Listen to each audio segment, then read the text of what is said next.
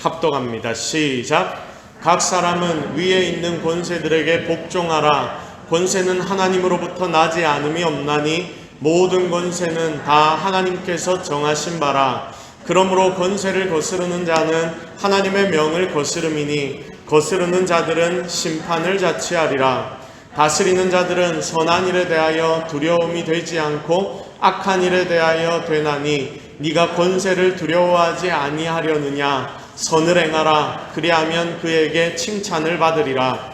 그는 하나님의 사역자가 되어 네게 선을 베푸는 자니라. 그러나 네가 악을 행하거든 두려워하라. 그가 공연히 칼을 가지지 아니하였으니 곧 하나님의 사역자가 되어 악을 행하는 자에게 진노하심을 따라 보응하는 자니라. 그러므로 복종하지 아니할 수 없으니 진노 때문에 할 것이 아니라 양심을 따라 할 것이라. 너희가 조세를 바치는 것도 이로 말미암음이라. 그들이 하나님의 일꾼이 되어 바로 이 일에 항상 힘쓰느니라. 모든 자에게 줄 것을 주되 조세를 받을 자에게 조세를 바치고 관세를 받을 자에게 관세를 바치고 두려워할 자를 두려워하며 존경할 자를 존경하라. 아멘. 자, 대한민국 시민으로서의 책임이라는 제목으로 함께 하나님의 말씀을 나누도록 하겠습니다. 자, 할렐루야. 하나님께서 이 시간 저와 여러분 가운데 함께 계시는 줄로 믿습니다. 자, 우리가 이 자리에 와서 앉아 있을 수 있다는 것이 여러분 정말 감사한 일이다. 여러분 새삼 깨닫습니다. 이 땅에 많은 사람들이 있지만 그들 중에 특별히 우리가 하나님을 안다는 것, 이게 축복이죠. 자, 더구나 전 세계적으로 생각해 보면 이렇게 신앙의 자유를 가지고 하나님 앞에 마음껏 찬양하고 예배할 수 있는 곳 생각보다 많지 않습니다. 그러므로 이 자리에 앉아 예배 드릴 수 있다는 것, 그것 자체가 놀라운 축복이라는 것을 여러분 절대로 잊지 마시고 우리의 신앙을 잘 지킬 그런 사회, 그런 환경을 오늘도 내일도 잘 만들어가는 그런 성도들이 되기를 기대합니다. 자, 우리 그래서 옆에 계신 분들과 함께 인사하도록 하겠습니다. 당신은 최고로 복받은 사람입니다. 시작. 당신은 최고로 복받은 사람입니다. 그럼 진짜 복 받으셨습니까? 그것에 대하여 자부심을 좀 가지시기를 바랍니다. 자, 벌써 7월이지요. 6월부터 나라에 대해서 제가 말씀을 한번 나눠야 되겠다 생각을 했는데 벌써 7월이 되어버렸습니다. 자, 그래서 오늘은 이 나라에 대해서 거기에 속해 있는 국민이자 또한 성도인 우리의 모습을 한번 살펴보아야 하겠다 싶습니다. 여러분, 오늘 말씀을 보면 우리는 하늘의 백성이라는 것을 깨닫게 됩니다. 여러분, 이 자리에 앉아있는 여러분은 어디 백성이라고 지금 제가 말씀을 드렸습니까? 하늘 백성, 하나님 나라의 백성입니다. 여러분, 우리는 하나님 나라의 백성입니다. 이 근본을 절대로 여러분들이 잊지 말기를 바랍니다. 자, 그런데 그게 실은 끝이 아닙니다. 지금 이 땅을 밟고 우리가 여전히 살아가고 있기 때문에 하나님 나라의 백성이 우리이기도 하지만 이 땅 대한민국이란 나라의 시민이기도 한 것입니다. 자, 그런데 여러분, 이런 우리의 위치는 때로 애매하고 어려운 상황을 우리가 만날 때가 있도록 만드는 것입니다. 예수님을 구주로 믿어서 하늘나라 시민권을 우리가 이미 획득하긴 했는데 어쨌든 우리는 지금 이 땅에서 살아가고 있는 이 나라의 시민이기 때문입니다. 그리고 국가에는 국가의 권력을 주도하는 정부가 있기 때문입니다. 예수님이 이 땅에서 공생의 사역을 행하셨을 때부터 이 속해 있는 이 나라, 이 땅의 나라와 하나님 나라의 사이에 여러분 어떻게 성도들이 균형을 좀 맞추면서 살아가야 하는지, 여러분 이게 초대교회부터 시작해서 교회와 그리고 성도들에게 아주 중요한 이슈 중에 하나였습니다. 예수님 시험하러 온 한 바리새인의 질문을 여러분들은 기억하실 겁니다. 당시 로마가 이스라엘의 속국으로 당시에 이스라엘이 로마의 속국으로 있었기 때문에 이런 질문을 했습니다. 로마에게 이스라엘 백성들이 세금을 바치는 것, 이게 예수님 잘하는 짓입니까? 못하는 짓입니까? 라고 질문을 합니다. 그러니까 이 질문의 의미는 하나님의 나라라고 불리던 이스라엘을 압제하는 로마가 잘못되었다는 거죠. 그런데 그런 잘못된 그들을 향해 세금을 바친다는 것, 이것 자체가 유대인들에게 이슈가 될 수 있었던 부분입니다. 그래서 당시 굉장한 논쟁거리였습니다. 세금을 바쳐야지 지금 이 상황에서 어떻게 하나? 안 된다. 절대 로마에는 세금을 바치면 안 된다. 그거는 배교하는 행위다. 여러분, 이런 대립이 이스라엘 그 유대인들에게 많이 일어났습니다. 기본적으로 유대는 하나님 나라, 우리는 하나님 백성이다. 이 기본적인 마인드가 있기 때문에 하나님께 드려야 한다. 모든 나라에 바치는 것은 하나님께 바치는 것이라고 생각을 했습니다.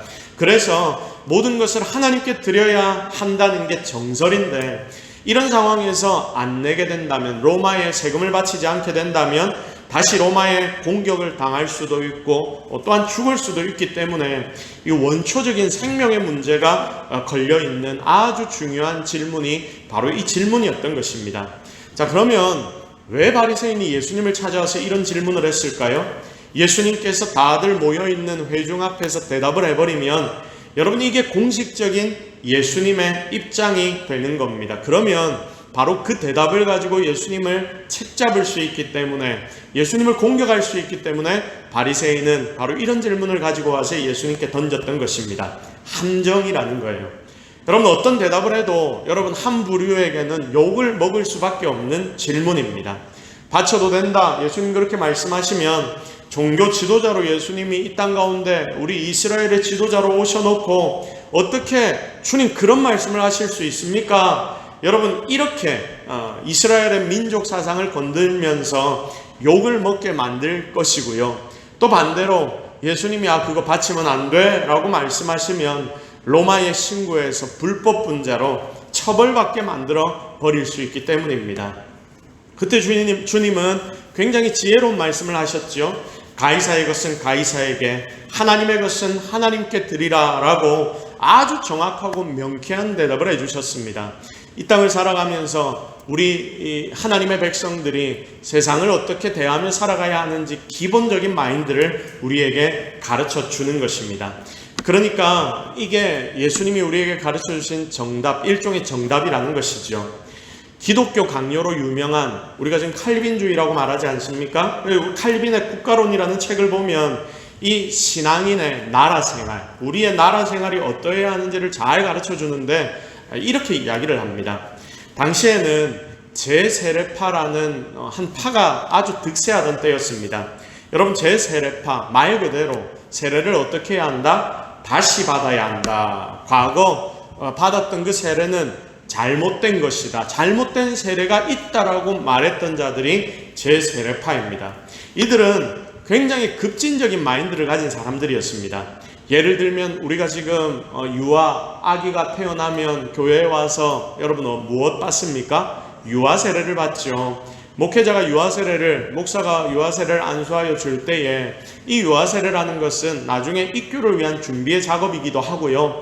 그리고 부모들이 아이를 대신해서, 사실 아이의 양육은 부모가 책임지는 것 아니겠습니까?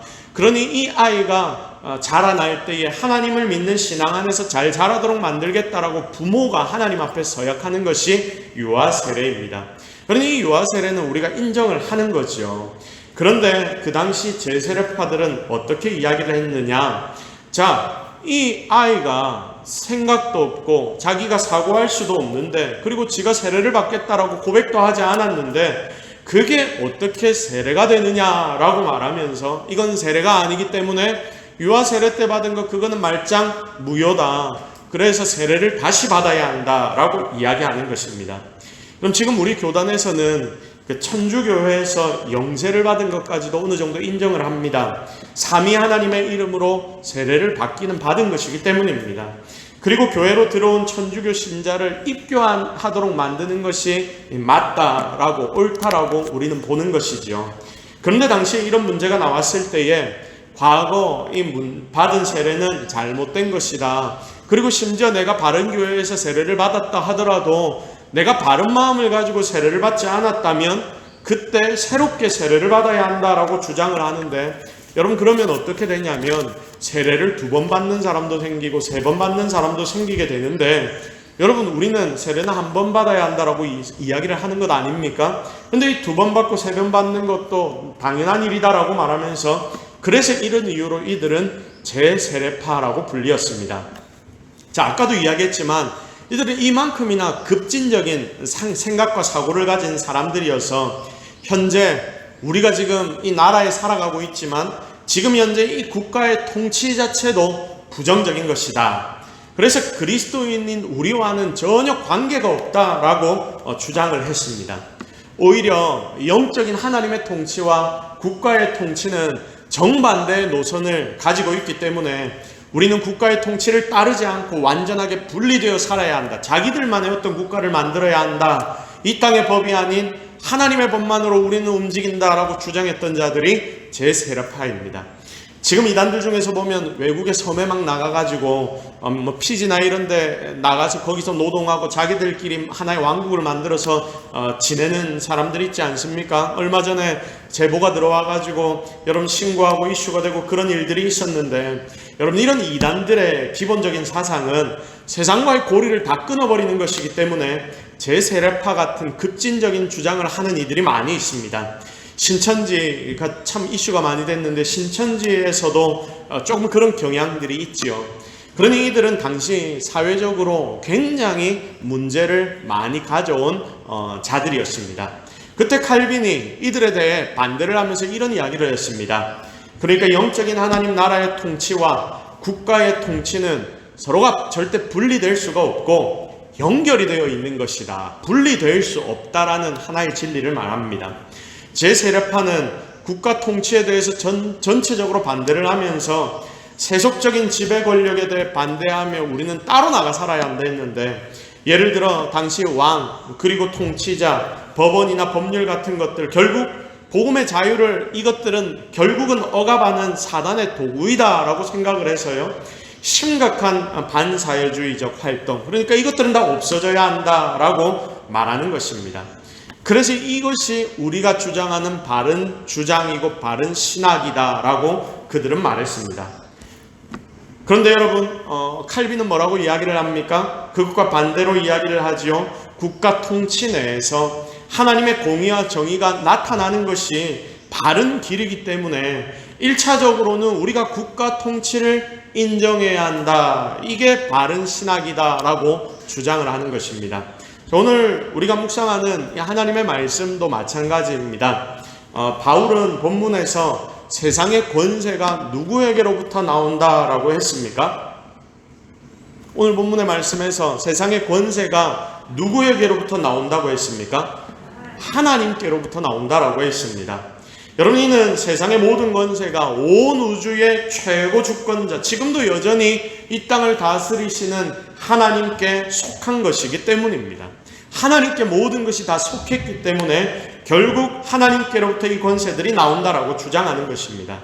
그러므로 사랑하는 성도 여러분, 기본적으로 그리스도인인 우리는 사회의 한 구성원으로서 하나님께로부터 나온 세속 정부에 적극적으로 참여할 필요가 있는데, 그것이 하나님의 말씀에, 그리고 하나님의 말씀의 진리에 반대되지 않는다면 이게 너무 중요한 부분이겠죠. 그때 이 사회에 대한 바른 태도를 우리는 취해야 한다라고 말씀하는 것입니다.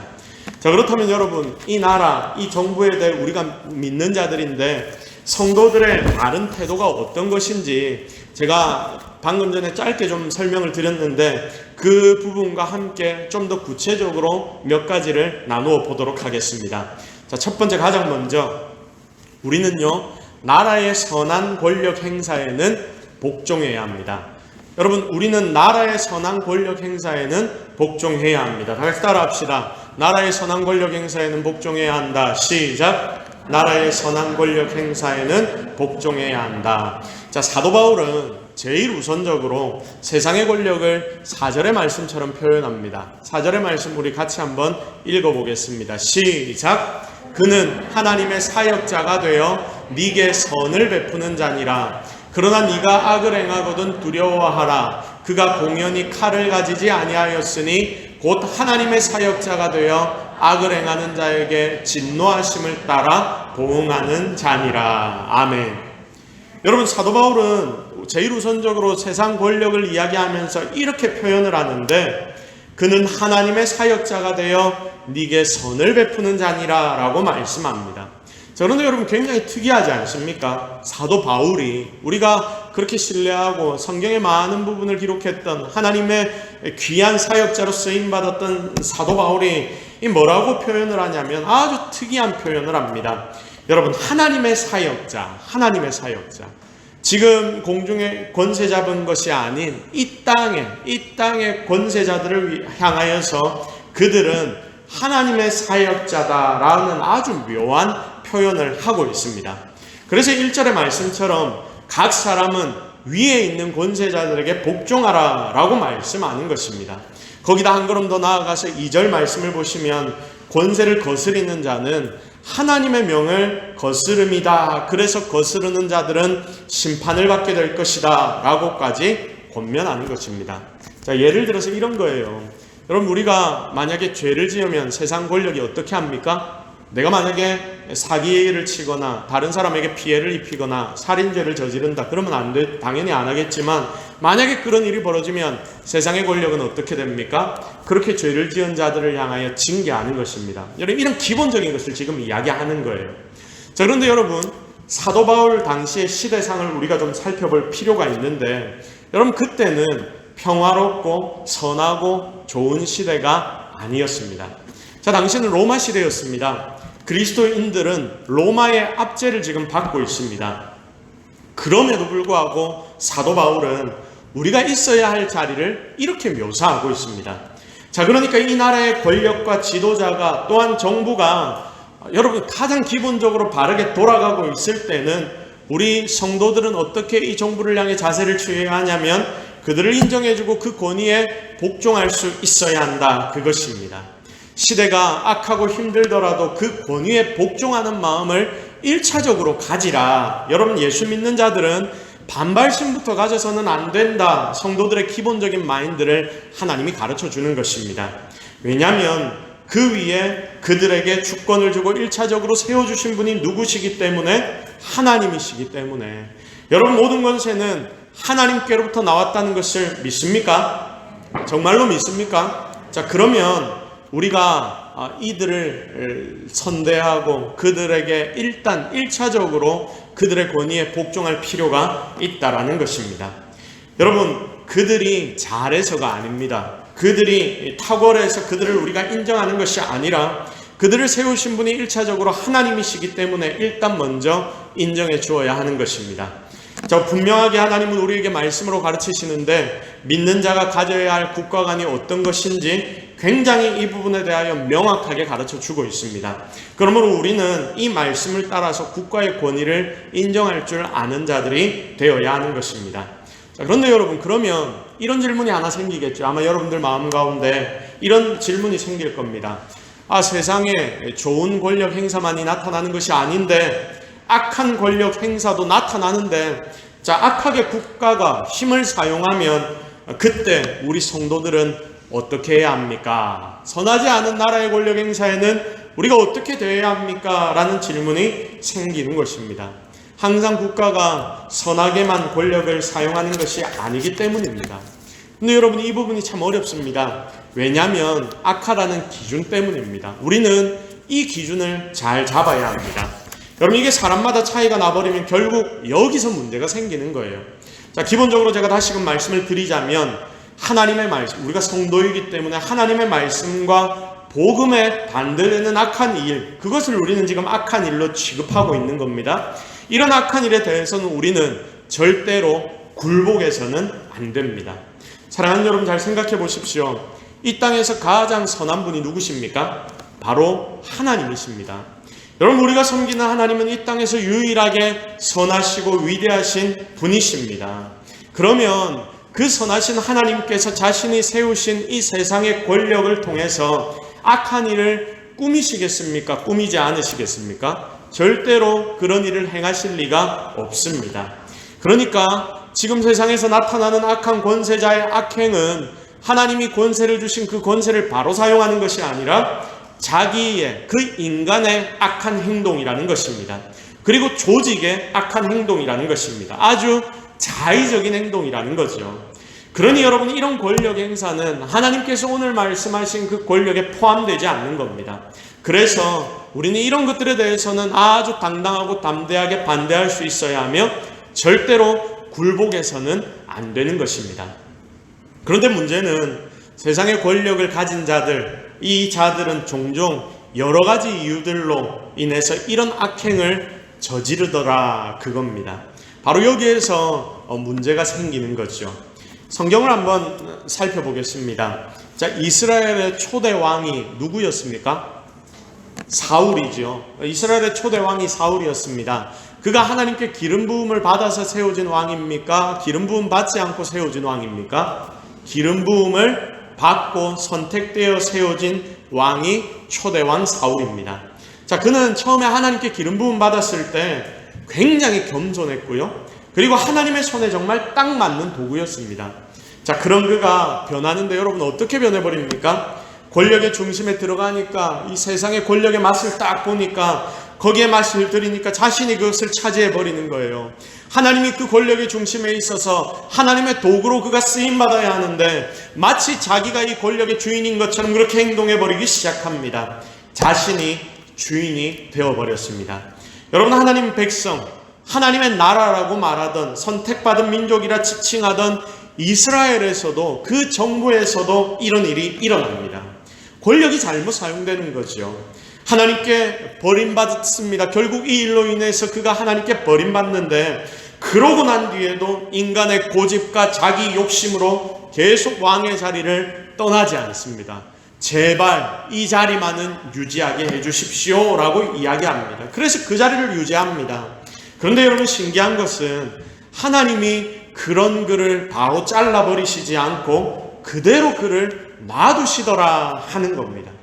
자, 그러면서 그때 하나님께 제대로 기름 부음 받았던 당장 왕이 되어야 하는 진짜 왕, 하나님의 입장에서 지금 진짜 왕은 사울이 아니고 다윗 아닙니까? 다윗은 이미 하나님의 입장에서는 폐위된 왕 사울과 반대로 그는 이미 왕의 자리를 차지하고 있어야 하는 왕이었습니다. 여러분, 그런데 희한하게 이미 폐위되어야 한 사울이 왕이 되어야 할 다윗을 계속해서 고난을 주는 것입니다. 계속해서 힘들고 어렵게 만드는 것입니다. 여러분, 이것을 한번 생각해 보십시오. 정말 말도 안 되는 일 아닙니까? 실제로 영적으로는 하나님이 이미 사울을 폐위하셨습니다. 그리고 다윗을 왕 삼으셨습니다. 영적으로는 이미 이 모든 일들이 다 되어졌습니다. 그런데 현실은 어떻습니까? 가짜 왕 사울로 인해서 여전히 그는 왕으로서 미친 사람처럼 더 심하게 권력을 휘두르고 있고요. 진짜 왕이어야 하는 다윗은 오히려 죽임을 당할 위기에 처하고 매일매일을 도망다니는 삶을 살게 되는 것입니다. 성도 여러분, 이게 악한 세상으로 인한 이 땅에 나타나는 괴리감이라는 것입니다. 지금도 여전히 하나님 살아계신데 왜 이 땅에는 이렇게 부조리한 일들이 많고 억울한 일들이 많아 보이느냐? 여러분, 바로 이런 괴리감 때문인데 하나님 나라의 뜻이 이 땅에 이루어지는데 시간이 걸리는 이유가 바로 여기에 있습니다. 그런데 더 놀라운 건 이겁니다. 잘 들으십시오. 자, 보십시오. 하나님의 권세는 이런 악한 공중의 권세 잡은 것들보다 더 크다는 게 바로 여기에서 나타나는데 이 괴리감, 이 말도 안 되는 상황까지도 하나님은 사용하시더라, 그것입니다. 심지어 이런 일을 통해서 하나님은요, 다윗을 훈련시키는 도구 삼아 일하시기 시작하십니다.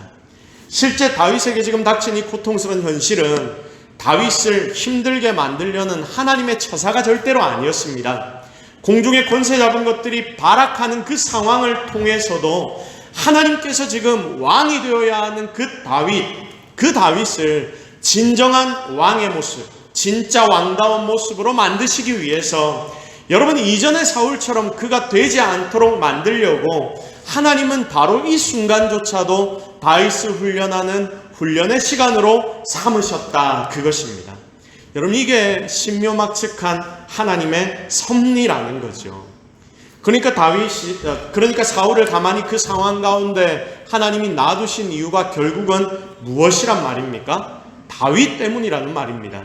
다윗을 세우시려고, 다윗을 훈련시키시려고, 그래서 과거의 사울처럼 다윗이 바뀌지 않도록 만들기 위하여서 하나님은 사울을 폐위하지 않고 그대로 놔두셨던 것입니다.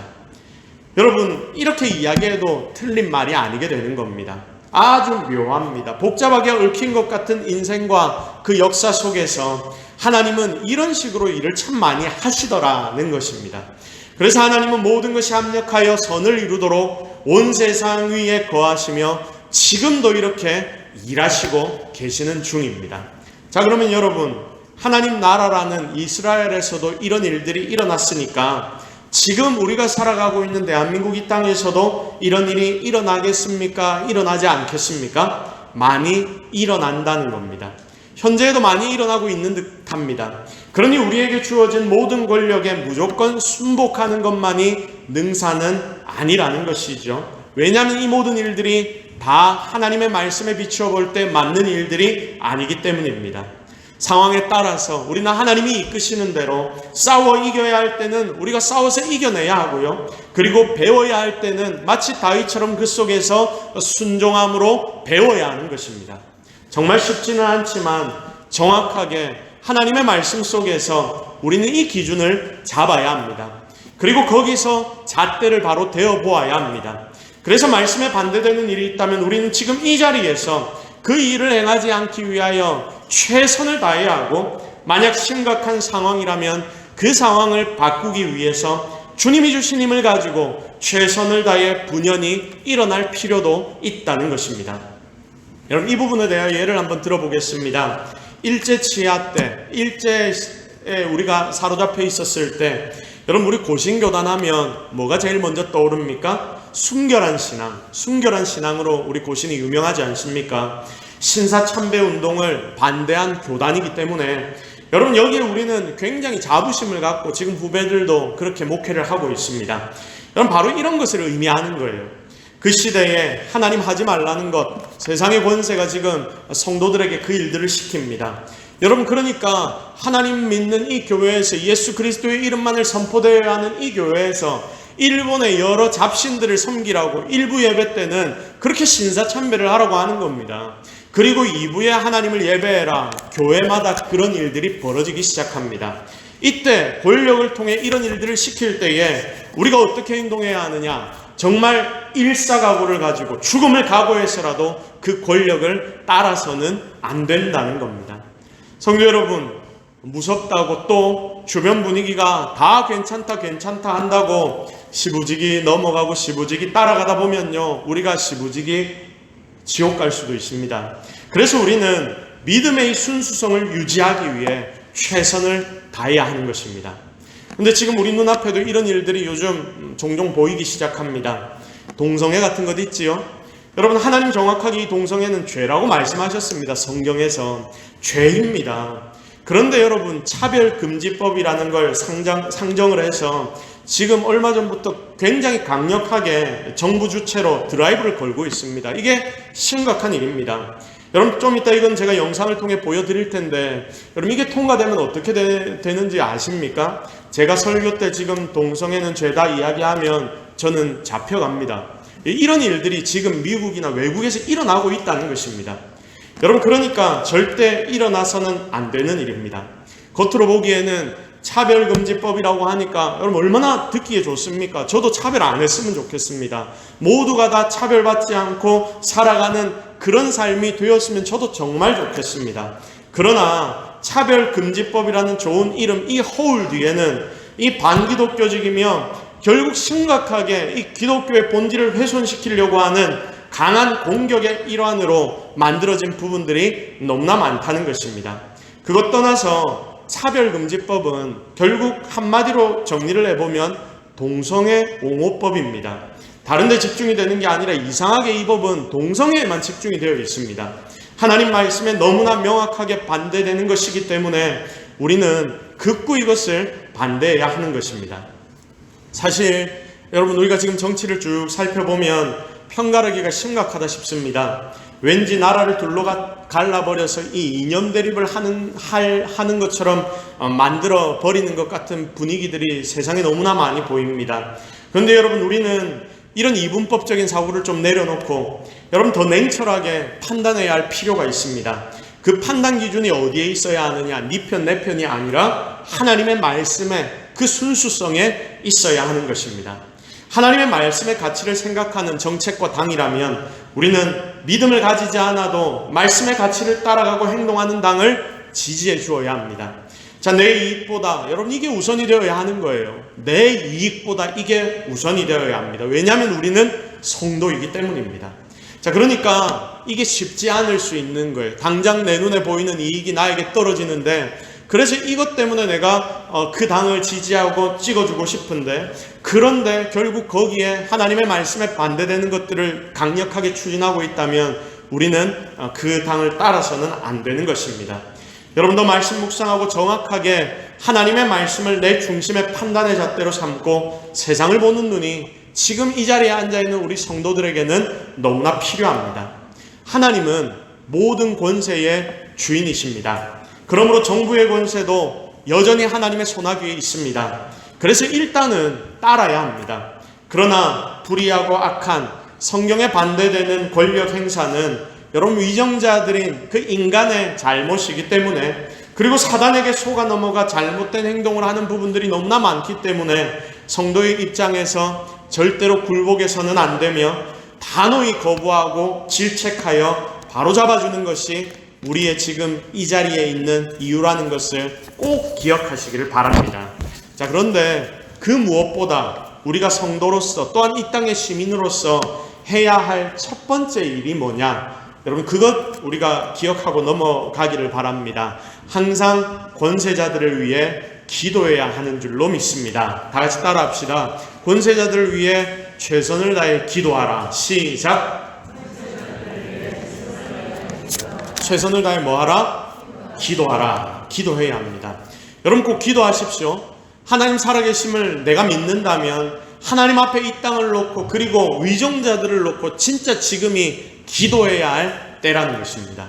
사랑하는 성도 여러분, 이제 세상 권세자들의 위치가 얼마나 중요한 위치인지를 우리는 알게 되었습니다. 여러분 높은 위치라고 대단하고 중요하다는 말씀이 아니지요. 하나님이 1차적으로 그들을 권세 자리에 세우시고 그들을 사용하신다. 바로 이것 때문에 중요하다는 것입니다. 자신들이 그 사실을 알든 모르든 하나님이 사용하시려면 그들은 그렇게 사용될 것입니다. 좋은 쪽으로 사용되는 자들도 있을 것이고요, 나쁜 쪽으로 사용되는 자들도 있을 것입니다. 진실은 하나님이 그들을 세우셨고 어쨌든 하나님이 그들을 사용하실 것이다, 그겁니다. 세우신 목적은 이렇게 각자가 다 다르겠지만 결국 하나님이 그 자리를 허락하셨다는 것은 완전한 팩트입니다. 자, 그러면 우리가 왜 이때 기도해야 하느냐?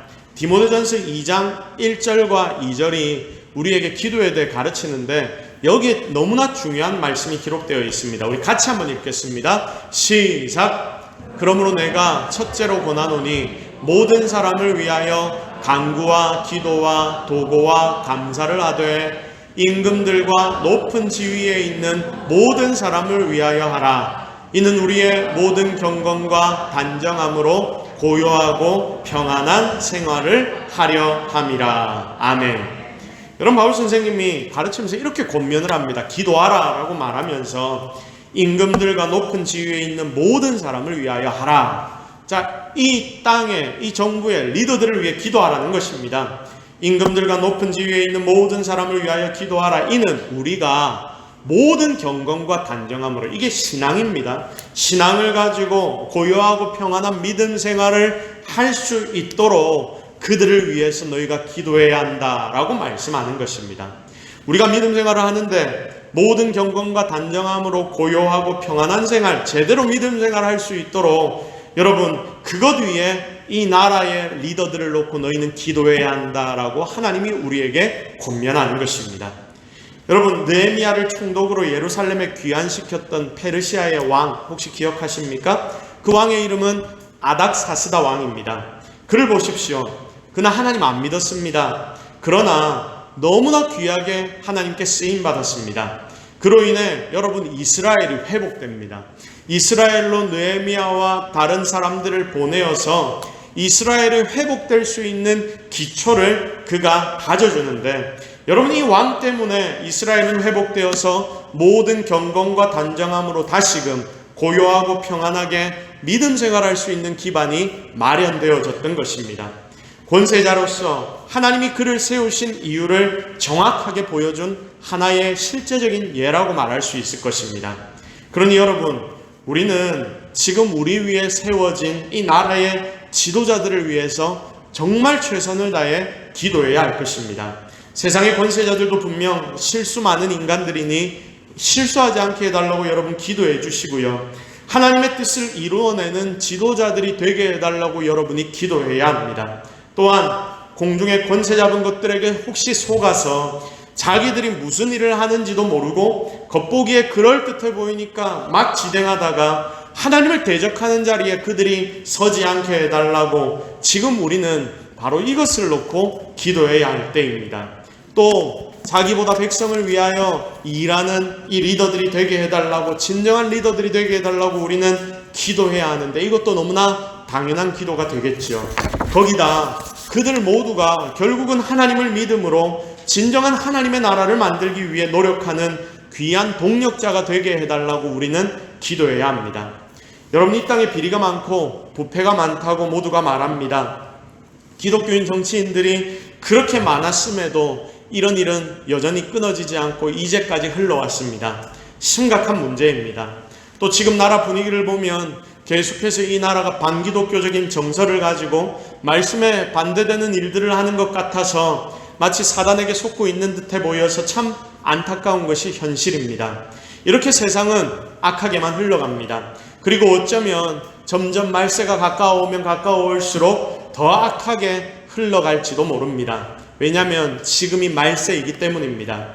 그러나 사랑하는 성도 여러분, 이때 우리는 더욱더 지도자들을 위해 기도하는 것을 잊지 말아야 합니다.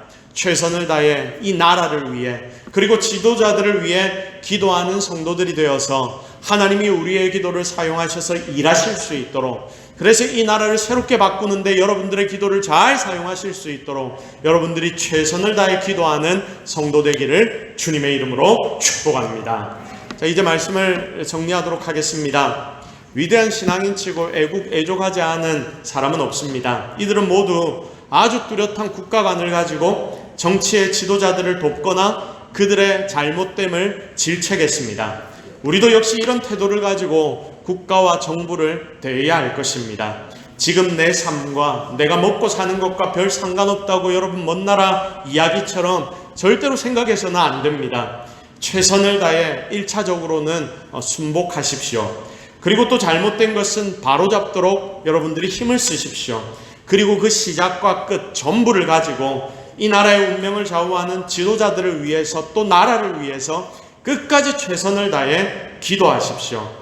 그리하여 공의와 정의가 바로 세워지고 어려운 이들을 함께 돌보는 사랑이 있는 말씀의 가치가 이루어지는 그런 나라가 되도록 여러분, 우리 모두 이 대한민국을 위하여 기도하며 함께 만들어가는 그런 우리 모두가 되기를 예수 그리스도